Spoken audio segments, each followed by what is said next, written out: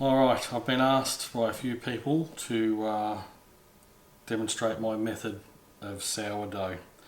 So I thought, now that we're in this isolation thing, perfect time to do it. So I'm going to go from the start to finish. I'm no expert, but we can bake a loaf of sourdough bread without too many problems. So this is how I did it. Now this is the starter. The yeast is probably the best way to do it. Best way to describe it. And we've got water, some wholemeal flour, a potato and a bowl.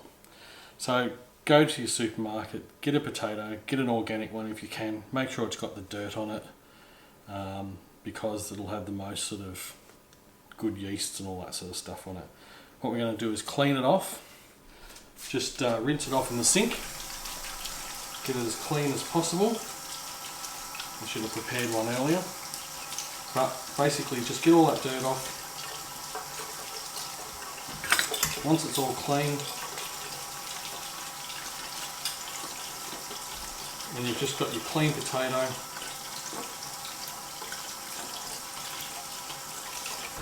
what we're going to do is just peel it. Maybe one, two, let's do 3 peels. Those 3 peels are going to go into your bowl.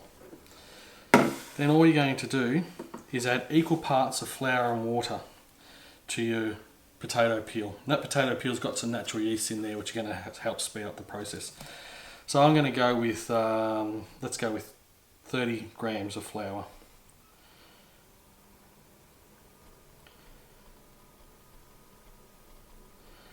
There's my 30 grams of flour. I'm going to add to that 30 grams of water.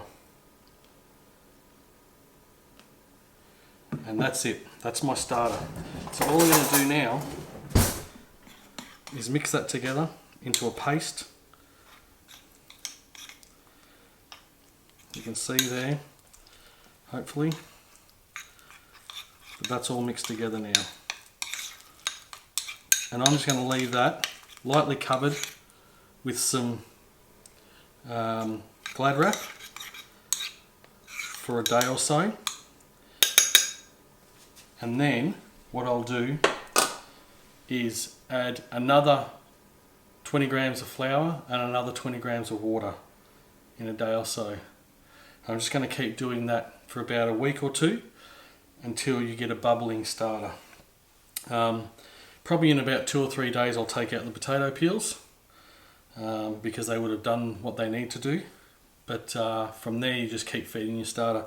A lot of people talk about getting rid of the starter, reducing it down and just then taking a little bit and adding stuff to it. I find that it works quicker if you just keep feeding and keep adding to it. You'll have to go into a bigger bowl, but by doing that I think it's going to go quicker. So after a week or two, you're going to come up with a starter that's looking very bubbly like that, because you fed it every day and just kept it growing. So you can see there, it's quite bubbly and good. Right, so now we go on to making the bread. If I want to bake bread, I'm going to need to take a little bit of this starter, and at the moment this is way too much starter. But because we've been feeding it, that's how much we've got. But to bake bread tomorrow, my recipe needs around about 100 grams of starter. So all I'm going to do is put my fresh container on there, turn on my scales, and I'm going to take, because I need 100 grams of starter, I'm going to take 50 grams of flour, 50 grams of water,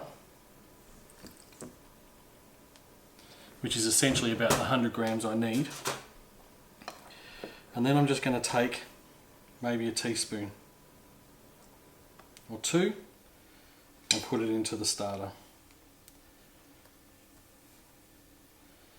Now what that'll do is that little bit of starter is enough, once you've mixed it up, to turn this paste here into what you need for your bread. And that there will be like that in about 8 to 12 hours. So do this the night before. So I'll put that to the side. Now, here is just over 100 grams. So when I take out my 100 grams, I'm going to have a little bit of starter left, and there might be just a little bit on the edges and stuff like that. All I have to do is add, say, another 30 grams of flour and another 30 grams of water, and I've got my next lot. That will go into the fridge till I'm ready to bake again. So you don't need a lot of starter left over, you just need a tiny bit, but you just keep feeding it. But each time I'm going to bake bread, I just add a little bit of starter and what I need for flour and water for the next bake, and I'm right to go. Okay, so you fed your starter about 8 to 12 hours ago, and it's looking nice and bubbly and grown a bit, and it's, you know, nice and spongy is probably the best way to put it. This recipe, all sourdough recipes, all it needs is water, flour, salt and your starter. In this case we've got some wholemeal flour, some plain flour, sea salt, and I just use water out of the tap. We're in Melbourne, so our water's pretty good. I don't need to use bottled water. I don't think you really need to use bottled water, but see how you go. Pretty much all we do now is we mix a few of these things together. Now there's a few different ways, but this I'm just going to go straight into a basic method. You can learn more about auto-lyse where you mix your water and your flour first for maybe half an hour before you add your starter. I've done that before. It works just as well either way, but for today we're just going to mix everything together, bar the salt up front, because as soon as you put your salt in, it will inhibit the starter growth. So first I've got my flour. Now this is 330 grams of flour. Try and use a high protein flour. If you can't get it at the moment, don't worry about it. Just you use any flour you can get. So that's 330 grams. I've now got 90 grams of wholemeal flour. I'm going to mix that in as well. I've got my water, which is 290 grams. Now I'm going to put that flours off to the side, and I'm going to put my water onto here. I like to do this a bit from time to time. I find it helps with it. I'll add my starter to my water. So the starter I need is 90 grams. So I'm just going to measure this in. 90 grams of starter. That's a little bit more. Now if you go over slightly, don't stress out too much. It's not going to kill it, but there's my 90 grams of starter. Now remember, that goes into the fridge, ready for the next day. Don't throw that out, that's what you need to keep feeding. Now that'll last in the fridge just like that without feeding for a good week or so. But if you're going to use it again tomorrow, feed it today and be ready for tomorrow. Now all I do is I mix this in. The reason I do this sometimes is I just find it potentially gets into the flour a bit easier. It's like a milk drink. So I'm just going to do that, get it to a good spot, and we'll put this in here. So the only ingredient left to go in here is the salt, but we're going to do that a bit later. So all I'm going to do now is mix these together.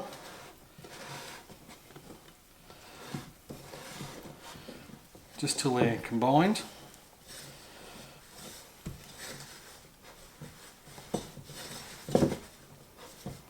Just like that, pretty much. And that's about all I need. I don't want to work it too much. And I'm just going to let that sit there for half an hour.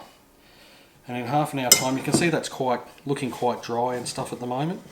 But in half an hour's time it'll be quite different. So don't be too concerned. Don't go adding more water or flour at this stage. This is all we need to do. So we'll cover that and come back in half an hour.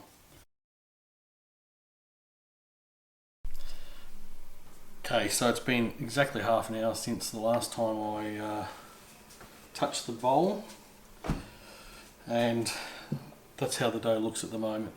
So you can see it's starting to absorb the water and the sourdough and the starter. So basically all I'm going to do Actually, I'll take this out of the bowl. All I'm going to do is take this out, and it's a pretty quick method. I'm just scraping out the last bits. It's a pretty quick method. All we want to basically do, and if it's a bit... So I did forget the salt, so I'm just going to put the salt in there. 8 grams of salt, and I'm just going to incorporate that a bit. But all I want to do really is do this. Just fold that dough a bit. I don't want to do it too much, but I just want to fold it over just to help it sort of come back together again.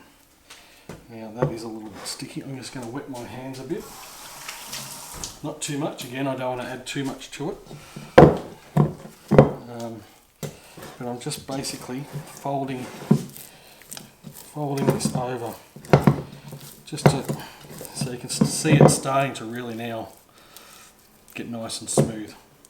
So that's pretty much it. Don't want to do too much more to that at the moment. But I've got starting to get a nice dough ball. So again, just leave it there another half an hour and then we'll come back to it. So it's been another half an hour, so we're coming up to our next lot of folds. This time I will put a little bit of flour on the bench, and really you only want a tiny amount, so just a little bit, not a lot much at all. The dough is looking like that. Now this is enough dough for 1 loaf. So I'm just going to put that on there. Now when you're putting flour and stuff like this, you don't want to be adding a lot of flour or water on your hands, as minimal as possible, because otherwise it just changes the nature of the dough. But again, just folding.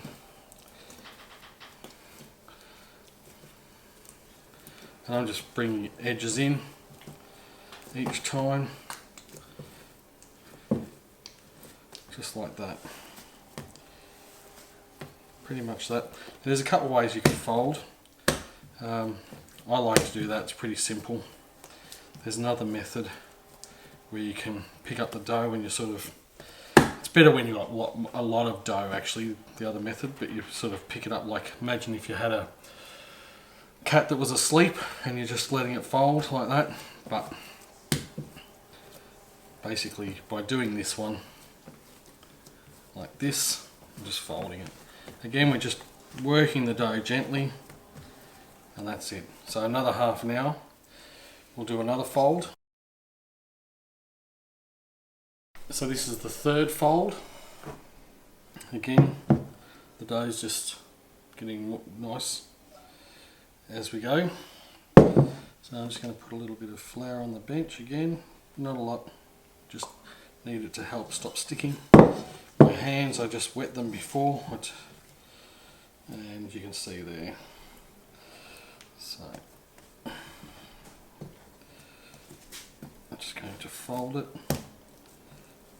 Again, just working that gluten and stuff that is sticking to the bench a little bit, so you do want a little bit of flour, but we're not doing anything major as far as kneading for hours or anything like that. It's just purely these gentle folds, but you can see it's definitely coming into a nice dough ball. And I don't know if the camera can pick it up, but you can see here and here just some of those bubbles starting to appear. So again, another half an hour in there, and then we'll finish our fourth fold and go from there. Our last fold, fold number 4 in this particular recipe. The dough is looking nice and shiny, nice and smooth, which is exactly what we want to see. So I'm going to take it out, give it its last fold. I've got a little bit too much there, so I'm just going to be a bit careful, spread it out a bit. Bring out the dough, try not to be too rough with it, but It is sticking, so I've got to get it out. So again, we're just going to do exactly the same thing with the folds.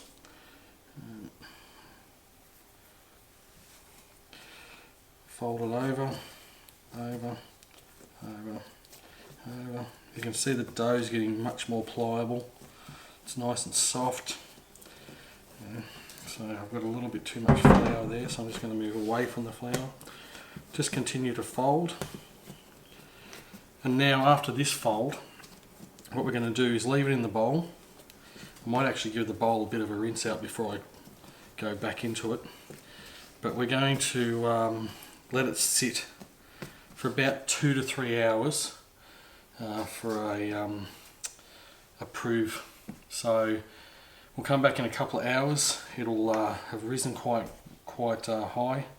Not as high as you would see with normal yeast, but it'll be definitely bigger. And we'll do the shaping. Okay, so it's been now 2 hours since we did our last fold, and the dough has risen quite a bit. You can see there's a little bit of water in the bottom here. I'm not sure if you can see it or not, mainly from when I washed the bowl. Just run off the side, but it's nothing to worry about. Basically, it's probably doubled in size, I'd say. I have taken a couple of photos, so I'll put them in the video. I'll show them now. You can see the difference in the size. Anyway, so we're going to take this out now. First, I'm going to just put a little bit of flour on the bench. What I will do is do it this way. So what we're doing now is we're doing a pre-shape, and this is just to start to build up the body of the dough, ready to bake. So you can see now, actually, it's quite relaxed, and that's what I was talking about. That cat relaxed in your hands. It can just flops. Right. So what I'm going to do is put that back out there. I shouldn't have done that, but I'm just going to put that like that, spread it out a little bit. Right, actually I'm going to flip it over, and then I'm just going to shape this into a ball. Oops, it's sticking a bit. It's actually quite, you can see now it's quite soft. Just going to use a little bit more flour. Again, I don't want to use too much, but if it's sticking too much, I'd rather put a little bit more on. So what we're trying to do here is just build up the tension on the top layer there, so that it starts to form a loaf and a skin. So you can see there now. So some people might use a scraper to do this. I tend to use my hands now, and just trying to stretch that skin and get it a little bit tight. And we're going to sit this, once this is done, we're just going to sit it on the bench for about 20 minutes with a very damp tea towel, just to, right, I'm pretty happy with that at the moment. So I'm going to cover that with a damp tea towel, 20 minutes, then we'll come back, we'll do the next shape, and we'll get it into one of these bannetons. There's a few different there, one's there round, we've got small rectangles, large rectangles. Get them on eBay, very easy. We'll just put some rice flour in there, flip the dough once we've done the next shape, which we'll show you later, and then it'll be going into the fridge, ready for the bake tomorrow morning. Okay, so it's been 20 minutes. We've had a wet cloth, just a damp cloth I should say, over the top of the dough. You can see it's relaxed a bit. Now we're going into the final shape, and then we'll go into the banneton, cover that, and into the fridge overnight, and then we'll do the next part tomorrow. So get some rice flour. I've got one of these shakers. Unfortunately I don't have rice flour today, but I'll use just normal flour. So I'm putting just a light covering of flour,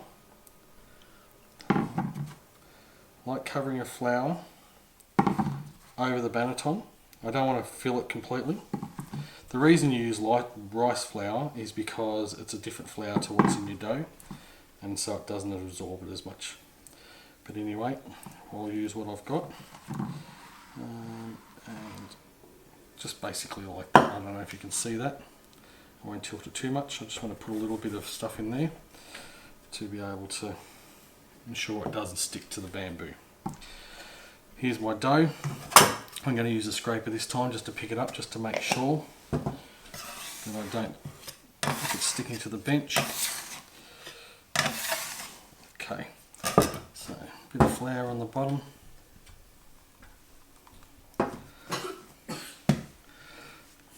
And I'm just again shaping it. Just trying to give it a lot of tension on the top side to keep that shape. So I'll do this, drag it towards myself, and you can see as I do that it just gets nice and tensioned on the top. And I'm pretty happy with that. So if you have a look at that.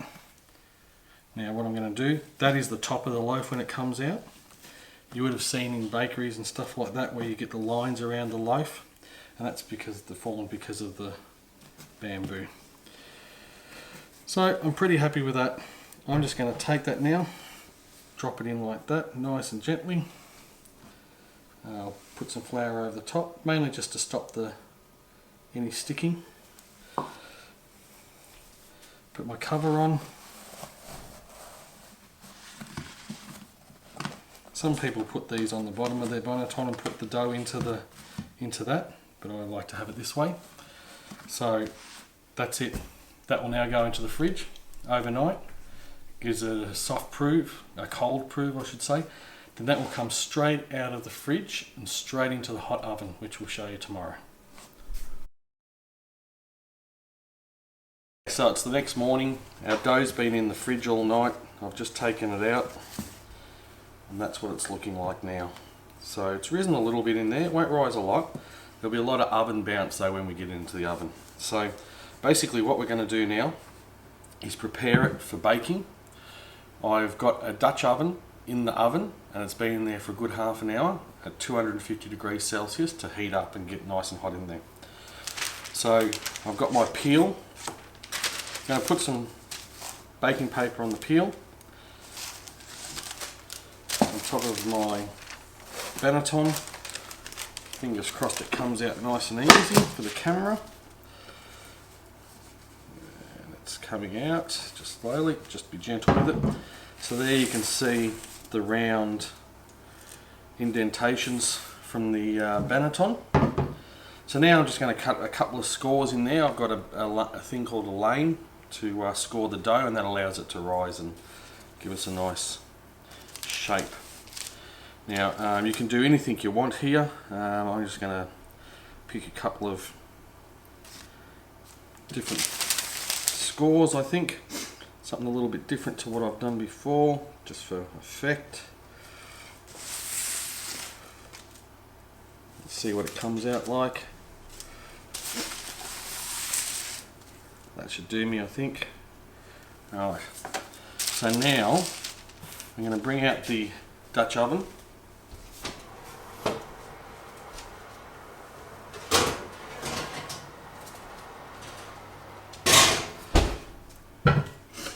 This is red hot at the moment.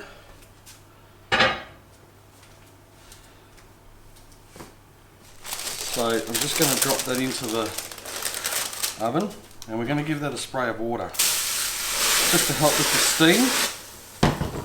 And put the lid back on. Now be careful when you're doing this that you don't forget your oven mitts. And that's going to go back into the oven for half an hour with the lid on. So half an hour in there, then we'll take the lid off. We'll show you where it's at, and then the lid off for about 10 to 15 minutes to brown. Okay, so it's been half an hour. We're going to take it out. I'll show you what it looks like, but now we'll bake for about another 10 or 15 minutes with the lid off to brown it up. So now you can see there the loaf. 10 to 15 minutes with the lid off allows the steam to come out and for the bread to brown. So we've got to the best part now, taking the bread out of the oven now that it's baked. So what we have is our loaf all finished. Oops. Take it out carefully because your Dutch oven will be very hot. Let's get rid of that.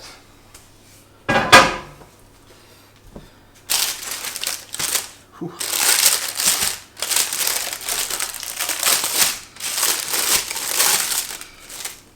That's it there. All done, completed.